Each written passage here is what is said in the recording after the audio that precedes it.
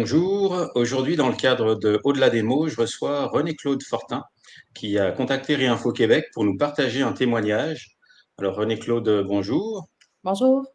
Je vais vous laisser d'abord vous présenter et puis nous parler de la raison pour laquelle vous avez contacté Réinfo Québec, nous dire un petit peu ce que vous avez vécu depuis quelques années. Je vais vous laisser la parole tout de suite.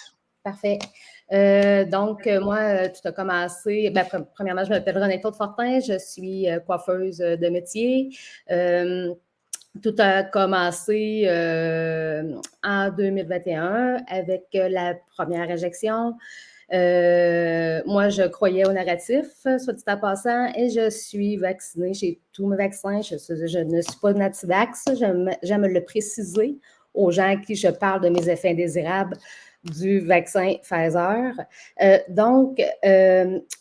Tout a commencé en 2021, le 20 mai 2021, première dose du vaccin COVID. Le vaccin Pfizer, je reprécise, et je reçois le vaccin. Dans la semaine, j'ai des bleus sur les jambes.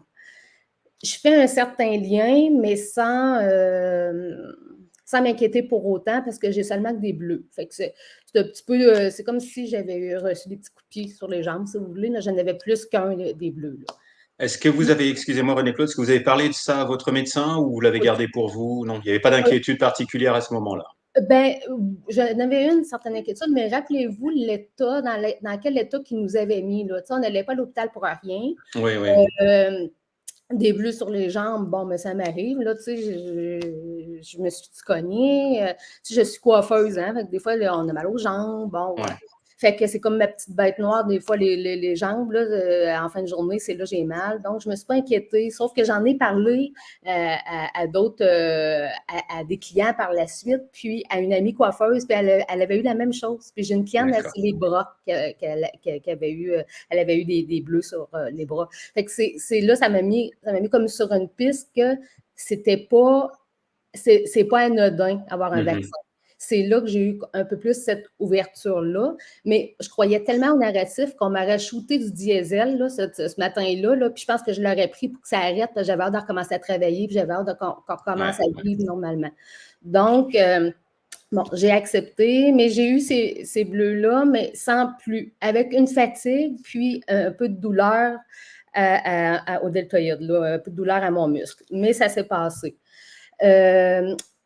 Deuxième injection, le 7 août, la journée de ma fête. Le 7 août, je reçois la deuxième injection. Encore là, ben, mal au deltoïde, mais mal jusque dans le cou, mal même en arrière de l'oreille. Le mal a persisté peut-être une semaine, mais sans plus. Puis encore là, je ne m'inquiétais pas outre mesure parce qu'un vaccin, ça peut être ça peut être douloureux, puis tout ça. Mes menstruations, à l'époque, je venais de sortir de mon cycle et mes menstruations ont recommencé le lendemain ou le surlendemain de ce vaccin-là. Et encore là, je me suis dit, OK, ça m'a encore mis la puce à l'oreille. Je me suis dit, je réagis drôlement au vaccin. Bon, sans m'inquiéter pour autant, encore là, je me dis, bon, ben, tu sais, on recule de 3 ans, j'avais dans la quarantaine, bon, peut-être une ménopause, bon, je ne m'inquiète pas plus, on continue la vie. À l'époque, on parlait un petit peu déjà des perturbations du cycle liées au vaccin. Vous aviez entendu parler de ça ou Un petit peu, mais sans plus, là, ça ne m'inquiétait pas outre mesure. Là, Puis ça n'a pas pris des formes majeures pour vous? Non, pas du tout. Non, c'est juste que normalement, je suis régulière. Là, je suis régulière depuis que je ne prends plus la pelule. Je prends plus la pelule contraceptive depuis, je pense que j'avais 27 ans quand j'ai cessé. Puis j'ai toujours été régulière, sauf là, j'ai commencé à être irrégulière à ce moment-là. Puis même à ce jour, je suis encore irrégulière. Ça persiste encore. Ça persiste encore. Mais est-ce que ça m'a apporté des saignements abondants pour que je m'inquiète et que je me présente à l'hôpital? Non. Tu sais, je me disais, je gère, là, puis c'est normal, je suis une femme, puis c'est normal que notre cycle, des fois.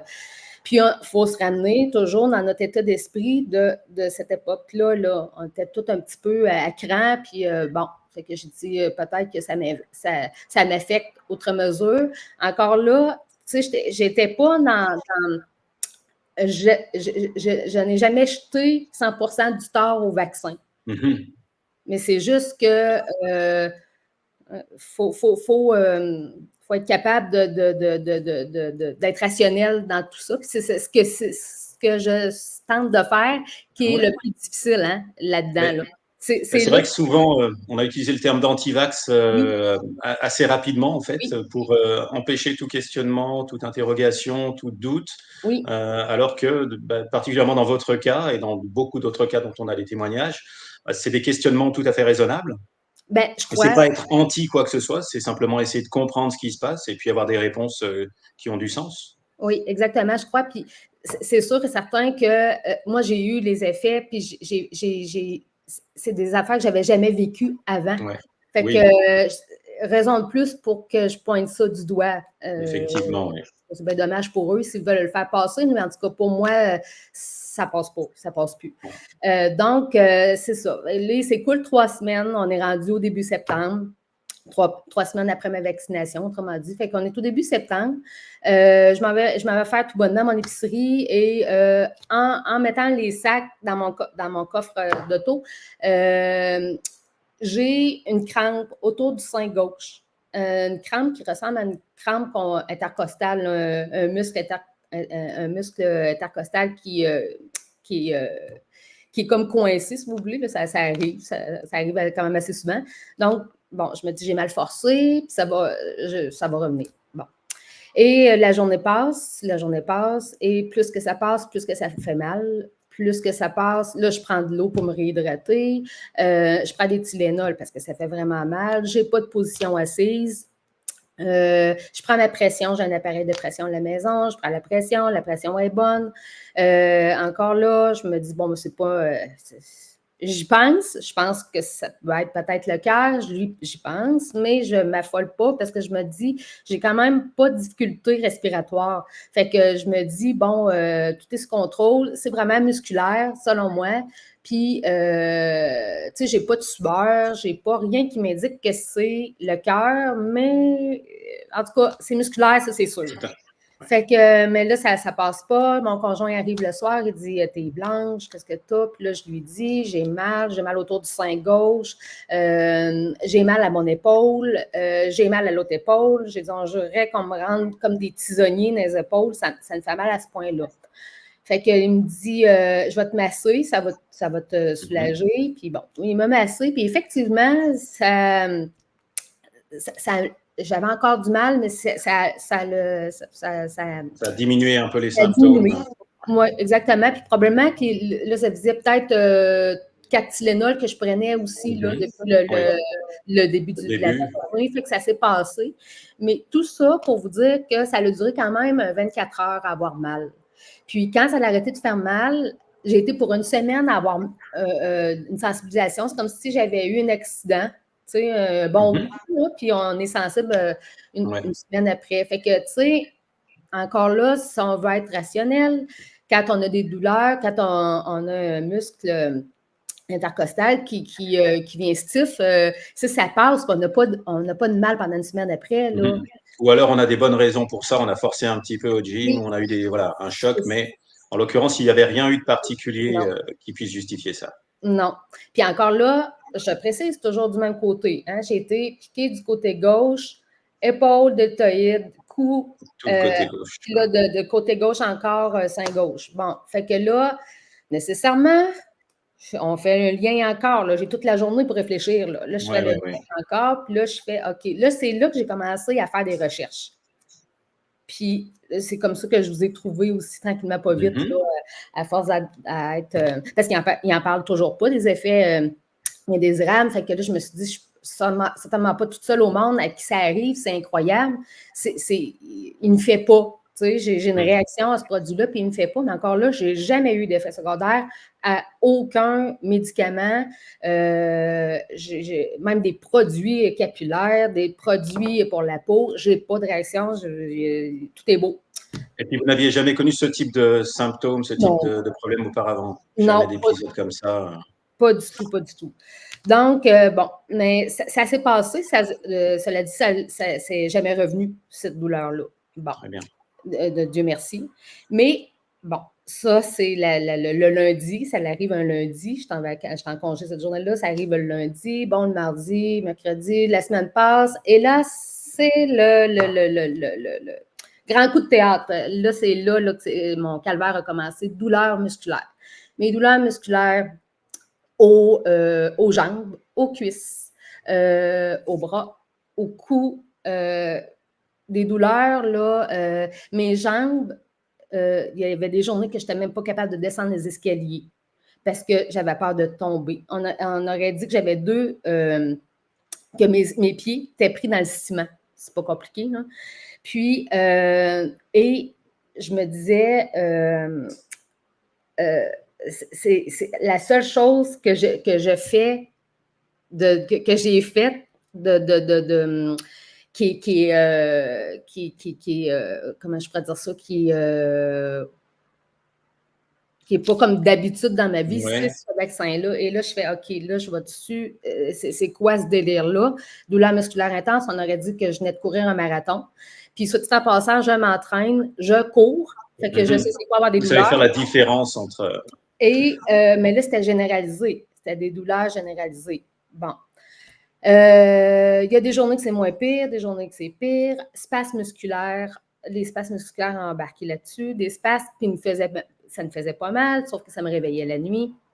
Ensuite de ça, des points précis. Là. Je pouvais avoir des points le dessus de la main. Exemple, on aurait dit qu'on me rentrait une broche à tricoter. C'était un petit point précis. Après, ça peut être le quadriceps. Bon, ça a duré, ça a persisté au moins, je vous dirais, au moins de 6 à 7 mois. Fait que ça, là, j'ai passé l'hiver comme ça. Puis, la seule chose que j'ai, en tout cas, si ça peut aider, la seule chose que j'ai fait pour. J'ai pas été consultée. De toute façon, plus le temps avançait, il faut se remettre dans le temps. Là, plus le temps avançait, moins on faisait confiance. Moi, la confiance, là, j'en avais de moins en moins envers le médecin, envers les médecins, envers la médecine en général. Je ne voulais même plus entendre parler de Pfizer. J'ai arrêté d'écouter la télévision, puis je ne l'écoute plus depuis, d'ailleurs, à part... Parce que vous pensiez qu'il n'y avait pas assez de retours et pas assez d'informations par rapport à ce que vous viviez et que vous Oui, sentiez un... exactement. Je me sentais tellement délaissée. Je pensais que j'étais toute Ouais. seule au monde parce que là, on n'avait plus de contact, on n'avait plus de... Puis aussitôt je pouvais en parler avec quelques amis qui me respectent, mais aussitôt qu'on rentrait un petit peu là-dedans, ben là, j'ai le vaccin, puis je pense que j'ai des effets secondaires, ben c'était, ben là, voyons, franchement, c'est d'une petite piqûre, puis, tu sais, on m'écoutait plus, là. Tu sais, c'était rendu, bon, pour plusieurs personnes, c'est encore très bénin, là, tu Oui, sais. oui. Du coup, je vous remercie encore une fois pour ce témoignage, parce que c'est un petit peu le but aussi de ces capsules, c'est que les gens qui vivent des choses similaires comprennent un peu comme vous que finalement, ils ne sont pas forcément tout seuls et que finalement, ce n'est pas quelque chose qui peut être si rare que ça. On le saura que si les gens peuvent s'exprimer, que si on Oui, arrive à avoir de vraies informations à ce sujet. oui. Et votre témoignage nous permet de participer un petit peu à ça. Donc, encore une fois, merci. Ça me fait plaisir. Donc, c'est ça. À ce jour, des douleurs musculaires aussi présentes et aussi fortes, j'en ai de moins en moins. Ça s'est passé. Mais tout ça a fait place, je pense, en tout cas dans mon processus, je pense, ça a fait place à autre chose. Là, j'ai des engourdissements présentement. Engourdissements, doigts, pieds, visage, la langue, le palais. À ce jour, j'ai encore ça. Fait que là, on se reporte 2022. Hiver 2022 à aujourd'hui, j'ai encore ceci. Soit dit en passant, j'ai été consultée depuis et mon médecin de famille m'a dit que selon lui, j'ai peut-être fait une myélite qui, étant pas soignée, parce qu'il m'aurait probablement bourré de médicaments pour contrer Atténuer les symptômes. euh, que ça a peut-être touché le système nerveux. Ça a peut-être brisé, bon. C'est ce qu'il pense. Quand je rentrais dans son bureau, puis que j'ai commencé à énumérer ce que j'avais eu et ce que j'avais comme symptômes, tout de suite, il m'a parlé de sclérose en plaques. Il m'a aligné vraiment vers ça tout de suite, tout de suite. Il m'a passé, j'ai 2 IRM de passé. C'est pas concluant, puis apparemment que c'est bon, c'est probablement pas ça. Bon, je suis toujours en attente de passer un électromyogramme, ECG, EMG, oui. EMG. Ouais, ouais. Puis je suis toujours en attente. J'aimerais bien aller dans la clinique privée, mais c'est pas toutes les cliniques privées qui ont cet appareil-là. Donc, je suis en attente, ça fait plus d'1 an. Mais c'est ça. Encore à ce jour, engourdissement, pieds, mains, bouche, le palais, le visage.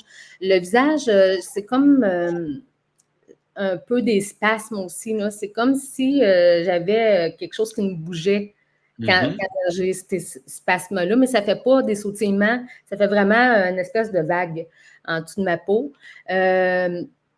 Et j'ai aussi sensation de bouche chaude. Oreille sifflement d'oreille. Même des fois, je perds l'ouïe. Ça peut être 10 secondes, 15 secondes, 30 secondes, mais je perds le contact. Ça revient, mais sensation de bouche chaude, c'est très désagréable. Je pense que c'est aussi désagréable que les douleurs musculaires que j'ai eues au début. Ça me réveille la nuit. Là, j'ai trouvé quelques petites pastilles qui me font du bien. J'ai changé de pâte dentifrice. J'ai été consulter un dentiste. Le dentiste, il n'a rien vu, il n'y a pas de lésion, il n'y a pas rien qui peut. Aucune cause locale. Il pense que c'est neurologique lui aussi. Oui. J'ai été voir l'optométriste pour faire vérifier. Tu sais, en tout cas, tous les professionnels que je peux voir rapidement, j'essaie de me les. Tu sais, j'essaie d'être à jour là-dedans tout le temps parce que ils ont de l'air à me croire aussi, eux autres. Ils n'ont pas de l'air, ils ne me regardent pas comme une bébite quand je rentre dans leur bureau. Même, ils m'ont dit que je n'étais pas toute seule. Fait que là, fait qu'à ce jour, c'est encore ça, je vous dirais, ça ne m'empêche pas de travailler.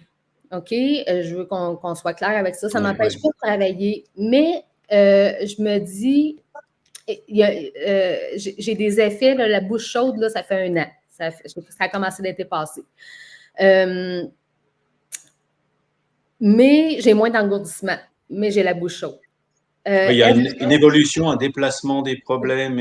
Donc, globalement, est-ce que vous diriez que ça diminue quand même ou est-ce que ça reste à peu près aussi intense, mais sous des formes différentes? Sous des formes différentes. C'est ça. Fait que, tu sais, ça va arrêter où tout ça? Parce que là, tu sais, je vais voir le chiro, je prends des bonnes marches, j'ai arrêté de courir par contre, mais je prends des bonnes marches, je m'étire, je prends aucun médicament, là, et ça depuis le début, là, je ne suis pas madame médicament dans la vie, là. Mais là, j'ai ajouté quand même vitamine D, magnésium à ma routine quotidienne. Je fais de l'acupuncture, mais je me dis, tu as tout le temps une petite case dans ta tête qui te dit, bon, ben, ça va aller vers où? Parce que, tu sais, j'ai écouté des témoignages, puis j'ai été en contact avec quelques-uns, ben là, je suis coiffeuse, hein, fait que là, je parle de mes effets. Je n'ai pas peur de parler de mes effets, inquiétez-vous pas, même s'ils ne veulent pas les entendre, ils les entendent pareil. Mais là, les langues se délient, hein. Là, j'en sais de plus en plus, puis de plus en plus de monde font des liens. Puis, mais il y en a que c'est majeur, là, les effets, là. Moi, c'est de la petite bière à côté de ce qui Par rapport à ce que certains témoignages que vous recevez, mais je me dis en même temps, moi, il n'y a rien qui me met à l'abri d'une évolution, oui.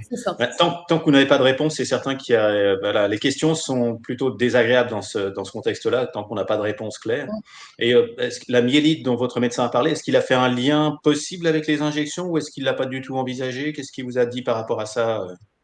Oui, quand il m'a parlé de myélite, la première fois que j'ai été le voir là, au printemps, suite à mes douleurs musculaires, là, printemps 2022, oui, il m'a dit que c'était même fréquent des myélites suite à une vaccination. D'accord. Et est-ce que dans ce cadre-là, il a complété un dossier pour faire remonter les informations? J'en ai aucune idée. OK. J'en ai aucune idée. L'été passé, une autre chose aussi que j'ai oublié de préciser parce que je ne prends pas beaucoup de médication, mais l'été dernier, j'ai enflé du visage suite à des spasmes que j'ai eus. OK. Puis, en tout cas, j'ai enflé du visage, je me suis ramassée sur la cortisone. Bon. J'ai eu je pense, moi, j'avais jamais pris de cortisone de ma vie, là, puis je me dis, ah, mon Dieu, la sensation de la cortisone, là, j'aurais pas fait une très grande droguée, là, je vous le dis, je vous l'accorde, là, c'est pas, en tout cas, C'est pas une mauvaise chose. Non, non, c'est pas une mauvaise. Mais la cortisone, j'ai eu des effets, c'est incroyable. Fait que je me suis ramassée d'urgence à la clinique où je vais normalement voir mon médecin. Okay. Mais c'était un autre médecin qui m'a rencontrée. Puis elle, je lui ai expliqué tout depuis le début. Hein, tu n'as pas le choix, tu répètes la cassette. Oui. Puis elle ne s'est pas cachée de me dire, je ne sais pas si elle m'a dit ça comme ça, je ne sais pas si ça va vous réconforter, Mme Fortin, mais vous n'êtes vraiment pas la seule à avoir des effets secondaires. Là, je dis non, vous ne me réconfortez pas du tout.